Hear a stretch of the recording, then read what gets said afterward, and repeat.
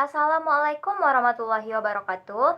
Saya Dina Maulina, saya ingin mempresentasikan hasil resume filsafat saya dalam buku Abdul Ghafur Ansori dari halaman 101 sampai dengan halaman 120, yaitu tentang teori hukum murni. Teori hukum murni adalah membebaskan ilmu hukum dari unsur-unsur ideologis. Keadilan misalnya oleh Carlsen dipandang sebagai suatu unsur ideologis. Teori hukum murni menurut Carlsen adalah hukum positif. Mengapa kewajiban yang terdapat dalam kaidah hukum adalah kewajiban yuridis? Karena menurut penganut hukum positivisme, hal ini tersangkut dalam suatu kewajiban yang ekstern. Yang selanjutnya, hukum berlandaskan kepada wahyu.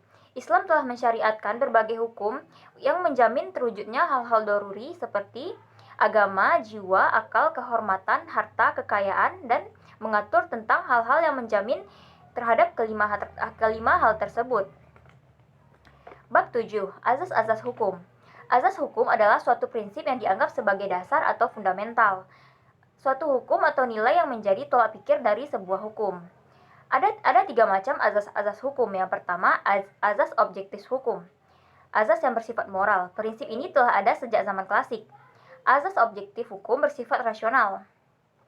Dan selanjutnya adalah azas subjektif hukum, yang bersifat moral dan rasional. Yang pertama, azas objektif hukum.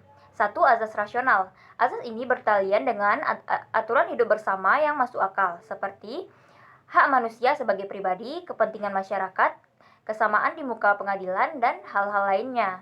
Yang kedua, azas moral.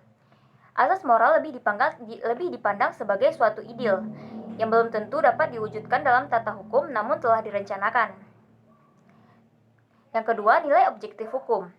Hak dan kewajiban. Ada dua macam hak. Yang pertama, hak yang melekat kepada diri seorang manusia karena realitas hidupnya. Yang kedua, hak yang terdapat kepada manusia karena adanya undang-undang yang mengatur. Yang selanjutnya adalah hak azazi manusia. Hak azazi diakui sebagai suatu humanisme yang sadar tentang tempat hidupnya di bumi. Hak azazi ini adalah hak azazi individu yang hak azazi rasional. Selanjutnya, bab ke-8 tentang kebebasan manusia dan pembebanan hukum. Hukum bersifat mewajibkan dan membebankan, dan lawan dari pembebanan sendiri itu adalah kebebasan. Sedangkan manusia diciptakan Allah dalam keadaan bebas dan merdeka. Yang pertama, eksistensi. Eksistensi adalah cara manusia untuk bertahan dalam subjek yang konkret. Eksistensi meliputi dua dimensi. Yang pertama adalah dimensi imanesti, yakni apa yang dia lakukan oleh manusia berpusat kepada kesadaran dirinya sendiri, dan dimensi tradensi, yakni manusia tidak hidup dalam bentuk batin saja. Manusia sebagai subjek imaden dan transenden bersifat dinamis, karena manusia berkembang dari masa ke masa dan melalui tindakan sendiri dan memunculkan suatu ide yang dinamakan dengan kebebasan. Yang kedua, kebebasan esensial. Manusia memang tidak bebas untuk hidup ke dunia ini, memilih dari keluarga mana ia lahir, apa jenis kelaminnya. Namun sesungguhnya manusia itu adalah suatu bentuk zat yang bebas menentukan masa depannya sendiri.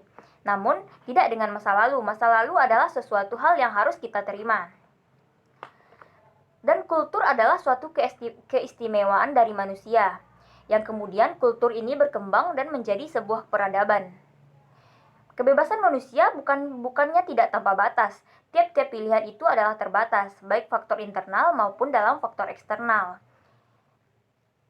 Yang pertama, halangan itu berasal dari batin, yakni kehendak sendiri, pengetahuan, dan oleh nafsu. Dan selanjutnya adalah halangan yang berasal dari luar batin, seperti adanya kekerasan, tekanan dari luar, dan adanya paksaan.